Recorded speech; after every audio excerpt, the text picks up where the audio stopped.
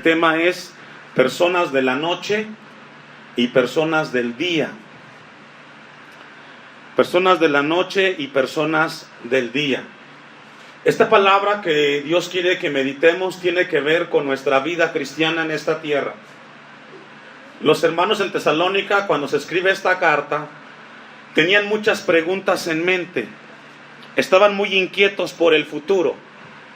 Por alguna razón, los hermanos en ese tiempo les inquietó acerca del futuro, y el futuro siempre le inquieta al hombre. Algunos cristianos de esa primera iglesia ya habían muerto, ya no estaban. Sin embargo, la iglesia estaba inquieta y se preguntaba dónde estaban, qué pasaría con ellos, con los que habían muerto. Y también tenían la inquietud de ellos de qué sería.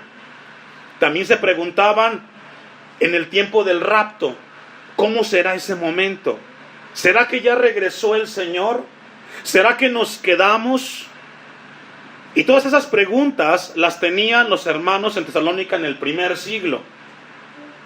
Y Dios inspira al apóstol Pablo para abordar esas preguntas y dándoles respuestas que tienen que ver con la vida del cristiano en esta tierra y con el futuro, el cual para el hombre es incierto. Sin embargo, como nuestro Dios tiene control y el tiempo está en Él, puede el cristiano descansar y tener la confianza que sin importar lo que nos pase el día de mañana, nuestra vida está segura en Dios.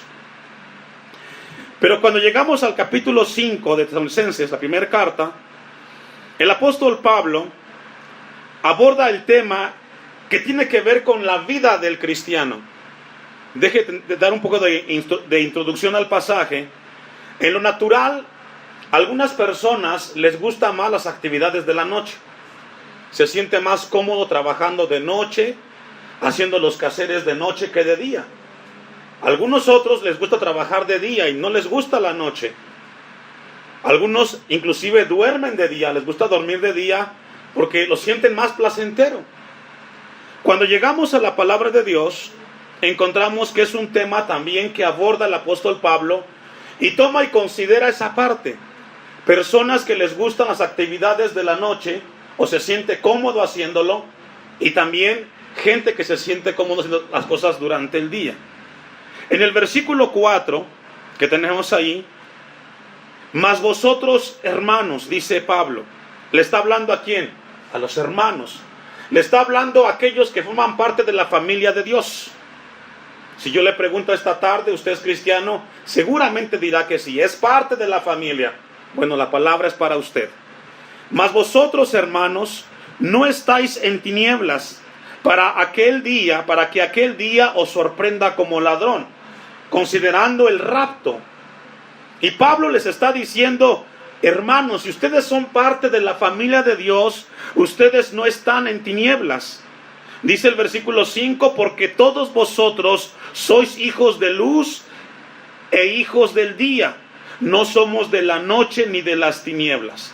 Según el pasaje que hemos leído, la Biblia divide en dos grupos a las personas. Aquellas que viven de día y aquellas que viven de noche. Las personas que viven de noche, según el pasaje que hemos leído, están asociadas con la oscuridad, con el sueño y la embriaguez. Por otro lado, las personas que están asociadas con la luz, están asociadas con estar constantemente velando y estando en sobriedad. El propósito que tiene el texto que hemos leído principalmente tiene que ver en aquellos cristianos que tienen la inquietud del futuro, y mientras llega ese futuro, cómo debe de ser nuestra vida en esta tierra. Todos estamos muy ansiosos. Yo no sé si usted en algún momento ha pensado en el tema de su muerte. ¿Debería? No sé si usted ha pensado de qué manera va a morir. ¿Cómo estarán aquellos que usted ama? ¿A quién se los encargará? Son preguntas que debemos realizarnos como cristianos y tener la certeza de que Dios guardará de aquellos cuando partamos de este lugar. Todos los cristianos de ese momento estaban preocupados, les decía, por los que habían muerto. En el versículo 13, ahí en el capítulo anterior, capítulo 4, de Primera de Tesalonicenses, le decía yo que en ese momento los hermanos en Tesalónica estaban inquietados por el futuro. 4:13 dice: tampoco queremos, hermanos, que ignoréis acerca de los que duermen, para que no os entristezcáis como los otros que no tienen esperanza. Porque si creemos que Jesús murió y resucitó, así también traerá Dios con Jesús a los que durmieron con él. Por lo cual, os decimos esto en palabra del Señor, que nosotros que vivimos, que habremos quedado hasta la venida del Señor, no precederemos a los que durmieron. Porque el Señor mismo, con voz de mando, con voz de arcángel y con trompeta de Dios, descenderá del cielo, y los muertos en Cristo resucitarán primero. Luego nosotros, dice Pablo, los que vivimos, los que hayamos quedado, seremos arrebatados juntamente con ellos en las nubes para recibir al Señor en el aire, y así estaremos siempre con el Señor. Lo que hemos leído es una respuesta en cuanto al tema del futuro. Los que durmieron, cuando venga Cristo, serán arrebatados primero. Y si usted y yo somos de la generación que estaremos en el rapto, seguiremos a aquellos que murieron antes que nosotros. ¿Qué significa eso? Que todo aquel que muere en el Señor está con el Señor. Pero mientras llega ese momento, dice el texto 18, por tanto, alentaos los unos a los otros con estas palabras. ¿Qué significa? Que mientras llega ese momento futuro que partamos de esta tierra, tenemos que hacer ¿qué? Alentarnos, animarnos los unos con los otros. Mientras llegue el futuro a tu vida, lo que tiene que hacer la iglesia constantemente es alentarnos. Tenemos que seguir confiando en Dios. Nuestro mejor lugar está cerca de Dios y tenemos que avanzar en el Señor. Mientras llega el tema de la muerte a la vida de cada uno de ustedes, tenemos que estar constantemente alentándonos para seguir en el camino del Señor. Si usted ve a algún hermano que ya no ha venido y lo encuentra en la calle, su deber como hijo de Dios es ¿qué? Alentarlo, animarlo. Hermano, no lo he visto en la iglesia. Desconozco la razón por la cual no ha ido usted. Sin embargo, le invito a que este jueves se venga o el domingo se venga al templo. ¿Cuántos dicen amén? Así debe de ser. Cuando usted tenga la posibilidad de ver a un hermano que no ha visto, tiene que alentarlo. Y si es el caso en su casa, quizás su esposa, su esposo está desanimado en las cosas de Dios, el deber del otro es alentarlo. A ver, mi vida, no te desanimes. Tenemos que seguir adelante. El Señor nos guardará y nos cuidará. Tenemos que seguir adelante. No debemos de ser pesimistas. Tenemos que alentarnos en el Señor con las mismas palabras. El propósito que tenemos en el pasaje que hemos leído es que Dios quiere quitar los miedos de la vida del cristiano en cuanto al tema del futuro. ¿Quiere quitar qué, hermanos? Los miedos. Y a lo largo de la carta, los que han leído esta carta, se han dado cuenta que Pablo hace un contraste en algunos temas. Por ejemplo, a los que anotan, contrasta el rapto con el día del Señor. También contrasta la salvación con la ira, la vida con la muerte, las maldiciones con las bendiciones, la esperanza con la desesperanza, el día con la noche. También contrasta la luz con la oscuridad. También contrasta a los que duermen como los que están despiertos. Y por último, separa de Dios a aquellos que siempre estarán lejos de Dios. Y todo lo que tiene que ver, o la palabra esta tarde tiene que ver, que mientras llegue ese futuro a nuestras vidas, Dios quiere que tengamos en cuenta cómo debe de ser nuestro caminar en esta tierra. Vamos a ver, con la ayuda de Dios, 3 perspectivas que deben de ser distintivo del carácter de uno que es cristiano mientras llega el tema de la muerte. A los que anotan, 3 perspectivas sobre el carácter distintivo de un cristiano que debe de guardar hasta que tenga el encuentro con su Dios. Número 1, vamos a abordar la perspectiva que nos distingue nuestra naturaleza. Número 2, la perspectiva que nos distingue nuestro comportamiento. Y número 3, la perspectiva que nos distingue nuestro destino. Esos tres engloba en lo que Dios quiere que meditemos en esta tarde. Y vamos a ver, número 1, nuestra naturaleza. Tres perspectivas que deben de ser evidentes en la vida del cristiano mientras llega el tema de partir de esta tierra. En el versículo 4 vamos a ver entonces nuestra naturaleza. Mas vosotros, hermanos. El apóstol Pablo hace énfasis en la palabra hermanos porque hace referencia a que pertenecemos a la familia de Dios. Nos identificamos como cristianos porque somos de la familia ¿de quién? De Dios. Cuando usted entra de esa puerta para adentro, usted deja de tener un apellido. Usted ya no es ni Pérez, ni González, ni López. Usted es un hijo de Dios. Y los que tiene al lado son sus hermanos y sus hermanas. Sin importar a qué se dedican, cuando entramos a este lugar, somos parte de una misma familia. Y por eso nos decimos hermanos. Cuando salimos de este lugar, aún somos familia de Dios. Hacemos labores, pero delante de Dios somos una familia en el Señor. Nuestra naturaleza nos dice que somos una familia y tenemos que vernos como una familia. Y yo le pregunto a usted, que es parte de una familia, ¿cómo son los hijos en la familia? ¿Se dejan que hagan lo que quieran? No. Cuando el hijo hace algo indebido, el padre o la madre rápidamente lo confronta y le llama la atención y le dicen que está mal. ¿Cierto o no? Bueno, de igual manera también sucede en lo espiritual. Somos llamados a estar vigilando por nuestra vida espiritual unos con otros. Tenemos que vernos. Y una de las cualidades de nuestra naturaleza es que somos diferentes, somos de acuerdo a lo que Dios ha mostrado. Y vamos a ir a Juan capítulo 1, versículo 4. Dejo ese apartado ahí, en Tesalonicenses. Y vamos a ir a Juan capítulo 1, versículo 4. Nuestra naturaleza es diferente de aquellos que no conocen a Dios o que no son parte de la familia de Dios.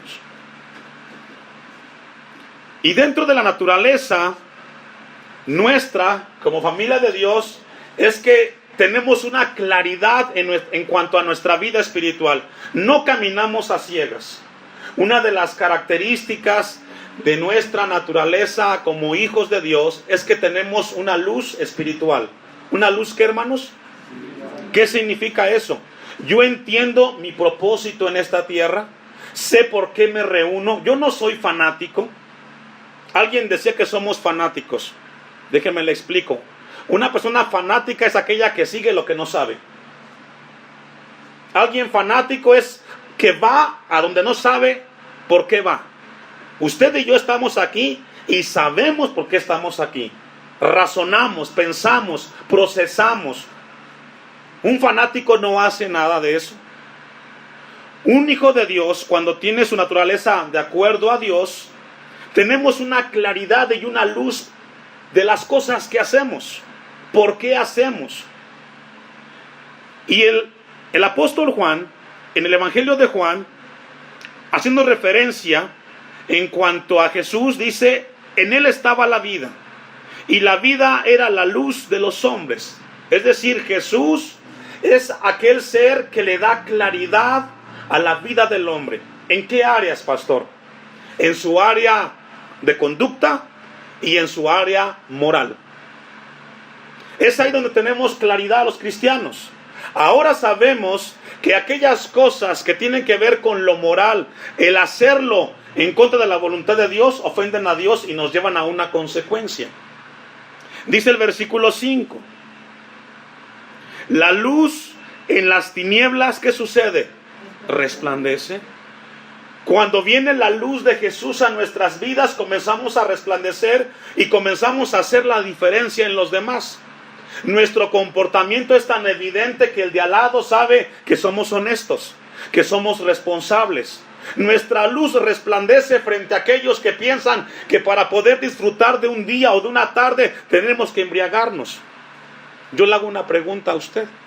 ¿En qué momento el hombre consideró que para poder disfrutar de una tarde en familia tiene que tomar? ¿En qué momento sucedió eso? ¿En qué momento el hombre tiene que tomar la mujer ajena para tener placer? ¿De dónde sacó eso? Y ese tipo de personas que hacen eso es porque están en una vida espiritualmente a oscuras. Dice la palabra que Jesús, la luz en las tinieblas resplandece, y las tinieblas no prevalecieron contra ella. Lo que Juan está recordando es que Cristo vino a este mundo a darnos luz, a darnos un entendimiento de nuestra vida moralmente hablando. El hombre que no tiene a Cristo en su corazón, el matar no le siente nada. El mentir, el robar, el chismear, no tiene ningún conflicto. Sin embargo, aquellos que somos parte de la familia de Dios, sabemos que hablar de los demás ofende. Porque el mandamiento número 10 dice, no codiciarás la mujer de tu prójimo, ni su casa, ni su ganado, sino que lo amarás como a ti mismo. Allá adelantito, en Juan 3:19.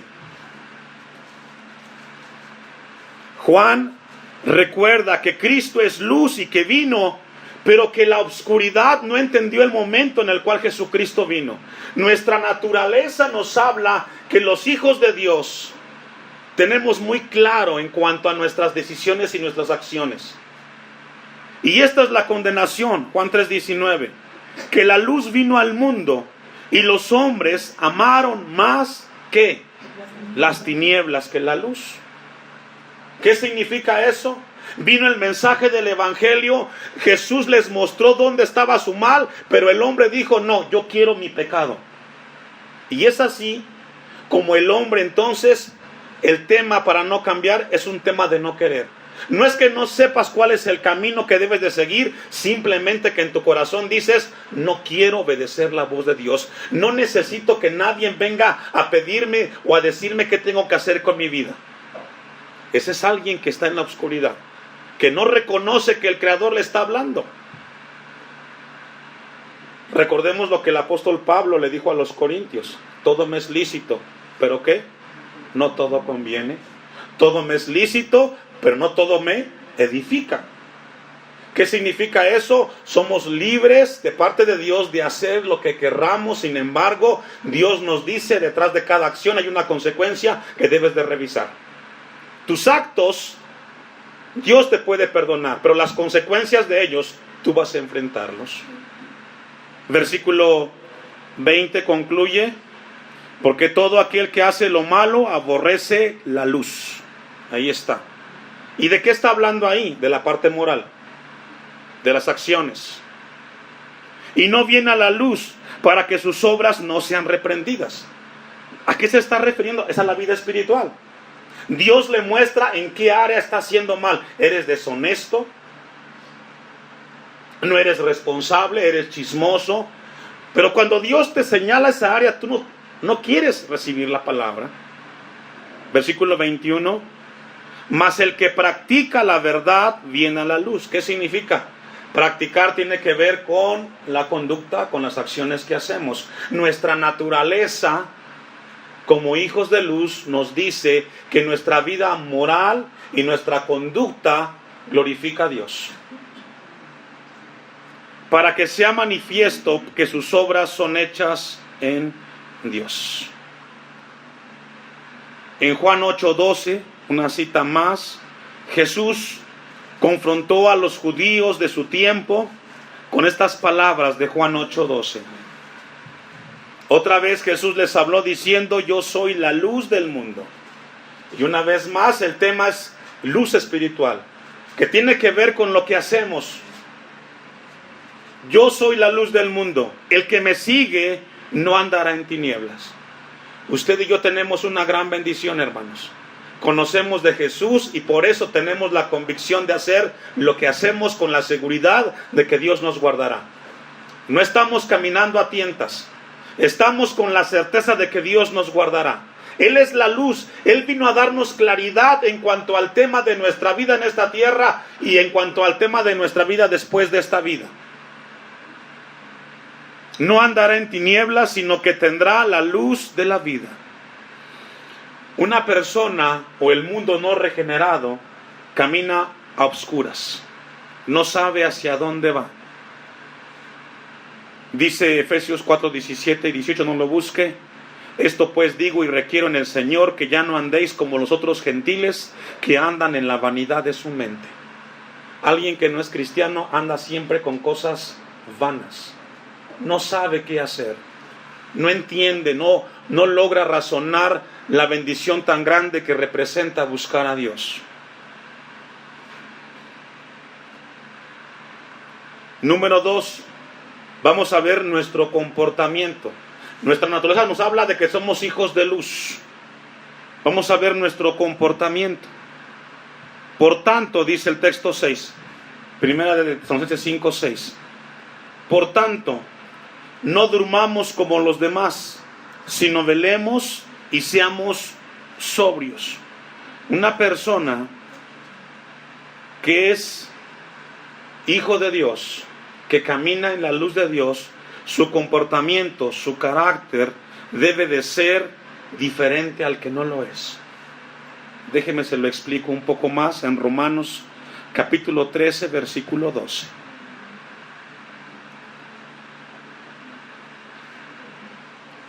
Romanos capítulo 13, versículo 12.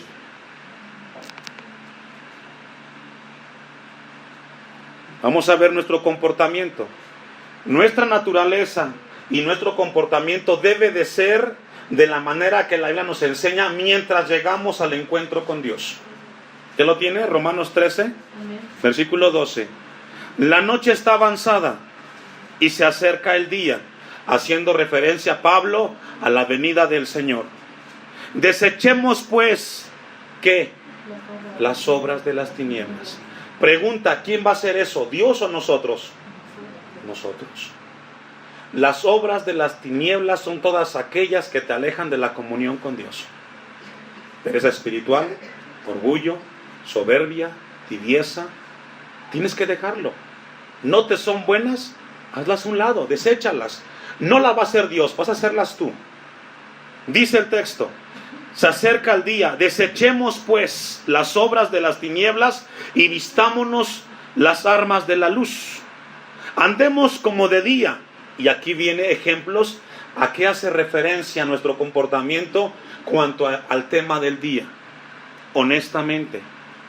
¿Tenemos que andar como hermanos? Honestamente. Yo le hago una pregunta a las esposas, hermanas, ¿a ustedes les gusta que sea su esposo honesto con usted? ¿Sí o no? Claro. Y viceversa. Nos gustaría y nos debe de agradar que en el hogar, en el matrimonio, haya honestidad. ¿Cierto o no?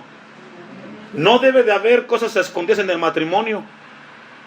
En lo personal, yo estoy muy en contra, o yo discrepo, al menos yo no soy así, en que cuando tienes tu celular, cada quien le ponga su contraseña.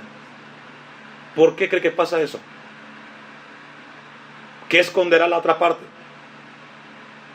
¿Qué no querrá que se sepa? Se supone que debemos ser, ¿qué? Honestos. ¿Cuál es la razón? Y ya hablamos de un celular, podemos hablar de una computadora o de cuentas del banco.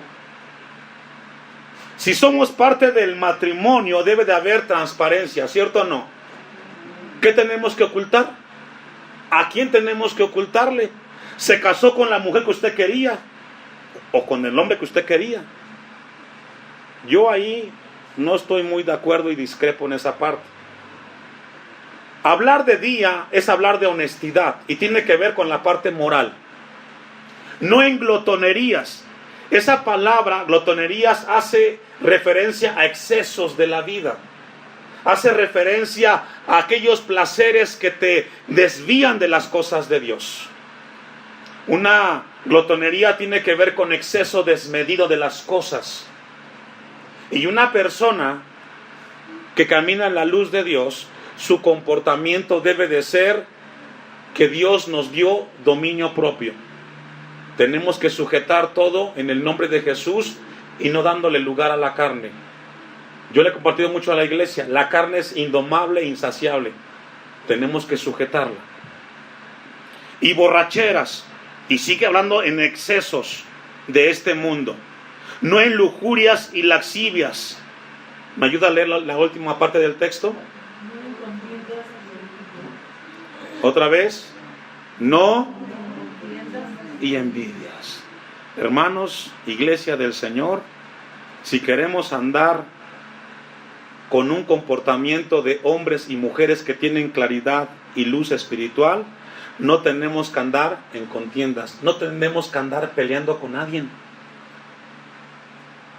Tristemente la gente se pelea por cualquier cosa, no se hablan, están distanciadas. Es que me hizo. Sí, pero tú eres cristiano, tú entiendes. Es que no me voy a dejar. Alguien tiene que tomar la iniciativa cuando hay una diferencia. Somos llamados como hijos de Dios a no meternos en contiendas ni tampoco en envidias. Que tiene un carro el vecino, pues gloria a Dios, se lo dio el Señor. Es que hermano, él tiene mejor trabajo. Bueno, Dios sabrá por qué. Si Dios te da lo que tú necesitas, dale gracias.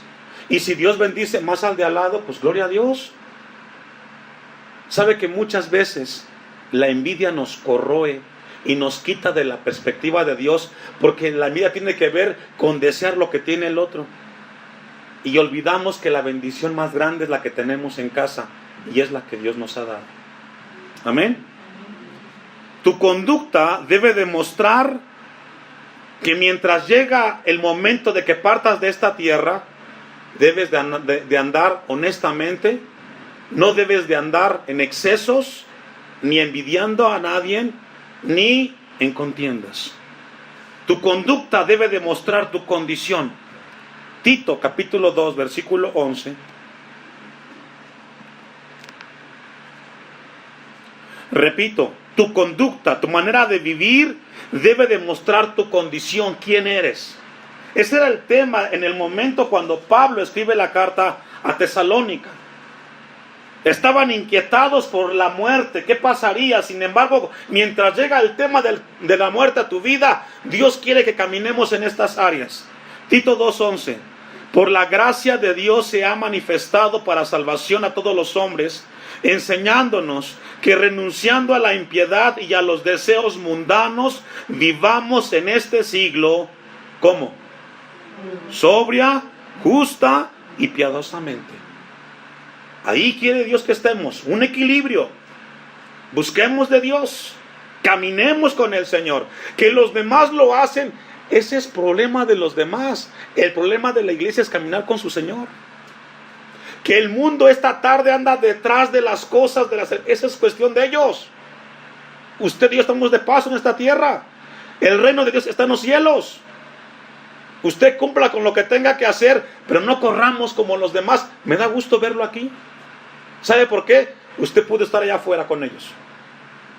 Sin embargo, consideró que su lugar era cerca de Dios para que Dios le hablara. Amén. Equilibrio. 13. Aguardando la esperanza bienaventurada. ¿Cuál es esa? El encuentro con el Señor. Todos vamos a morir, pero usted y yo tenemos esperanza que el día que partamos de este lugar estaremos con nuestro Redentor y Salvador Jesucristo. Amén.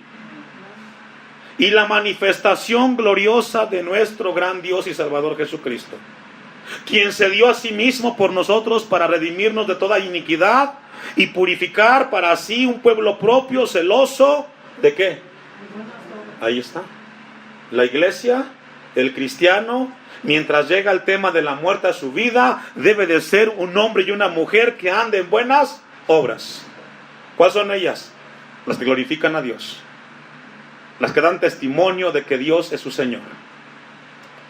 Y dice el 15, esto habla y exhorta y reprende con autoridad, nadie te menosprecia. Por último, vamos a ver nuestro destino. Primera de Tesalonicenses 5:9. Tenemos que vivir todos los días con una vida equilibrada, piadosa, bajo el control de la verdad del Evangelio. Nuestro destino, porque nadie, escuche esto, nadie escapará a la muerte. Precisamente esta semana otra vez me tocó estar en otro funeral. Y mire, cada vez que estoy en un funeral, hermano, yo me pongo a pensar en el mío. Me pongo a pensar el día que yo esté en esa caja. Cada vez que yo voy a un funeral es un llamado de Dios para mi vida. Al predicar, habla Dios a mi corazón. Y eso me lleva a mí a cuidarme mucho. Procuro cuidar mi vida, porque sé que puede ser el último día que tenga la oportunidad de predicar su palabra. Y nuestro destino, nadie va a escapar de la muerte. Si usted tiene ya 40 años, 30, 50 años, 60, 70, dígale a Dios, gracias porque tengo los años que me has dado. Muchos no han llegado a esa edad. Y dice el texto 9, porque no nos ha puesto Dios para ira, sino para alcanzar, ¿qué? Salvación por medio de nuestro Señor Jesucristo. Nuestra naturaleza, nuestro comportamiento y nuestro destino tiene que ver que un día estaremos no con el juicio de Dios, sino con la salvación de nuestras almas. Nuestro destino, cuando partamos de esta tierra, iglesia, tendrá que ver un día en el cual ya no habrá más llanto, ni más tristeza, ni más dolor. Ese es su destino de usted. Cuando llegue el tema de la muerte a su vida, su final de usted será con su Creador. Esto, hermanos, tiene que alentarnos. Debe de alentarnos. No escaparemos a ese momento. Por eso el texto dice, porque no nos ha puesto Dios para ira. Dios no nos ha dado el lugar para enfrentar la ira de un Dios, sino la esperanza que produce creer en Jesucristo y en su Evangelio. Amén. Nuestro futuro es brillante. Nuestro futuro como hijos de Dios es luz y claridad. La muerte llegará. ¿Cuándo? No lo sabemos. Pero el día que llegue, tendremos la luz de estar con nuestro Señor. Mientras llegue ese momento, iglesia, alentémonos, animémonos los unos con los otros. Póngase de pie. Vamos a darle a Dios gracias.